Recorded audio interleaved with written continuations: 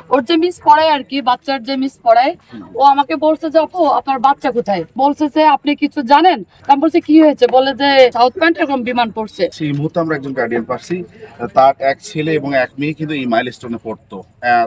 কিছুদিন আগে তার ছোট ছেলেকে এখান থেকে নিয়ে সাউথ পয়েন্টে ভর্তি করে এবং তার বড় মেয়ে কিন্তু এখনো এখানে পড়াশোনা করতেছেন।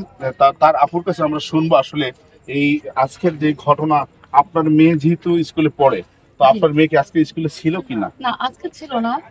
আজকে সকালবেলায় ওর একটু মানে দেরি হয়েছে, আমি স্কুলে আর পাঠাইনি। আমি বললাম আজকে যাওয়া লাগবে না। তারপরে মানে ওর ছুটি, ওর যে মিস পড়ায় আর কি, বাচ্চার যে মিস পড়ায়, ও আমাকে বলছে যে আপু আপনার বাচ্চা কোথায়। তো আমি বলছি বাচ্চা তোমার ঘরে। বলছে যে আপনি কিছু জানেন। বলছে শিওর কি আপনার বাচ্চা ঘরে? আমি বলছি আমার বাচ্চা ঘরে। তপস্যার একটু দেন। আমি বলছি কি হয়েছে, বলে যে এরকম সাউথ পয়েন্ট এরকম বিমান পড়ছে। তো আমি বলছি আপু আমার বাচ্চা তো যায়নি, তো আমি তো জানি না তো খবরটা।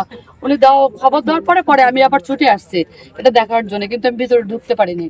এই তথ্যটা আপনাকে অন্য কেউ দিয়েছে যে মাইলস্টোনে বিমান ওরই পড়ে মিস গেছে? দিচ্ছে, ওরই মিস দিচ্ছে। মিস দিয়েছিল? হ্যাঁ, ও মিস দিয়েছিল। মানে আপনার বাচ্চা স্কুলে আসছে এটা মিস জানে না, আজকে যে আসছে না না, এটা প্রাইভেট মিস যেটা উনি দিচ্ছে। আচ্ছা। আর ওর স্কুলের যে ফর্ম টিচার, ওনাকে আমি ফোন করছিলাম ওই মুহূর্তে যে আপা কি অবস্থা।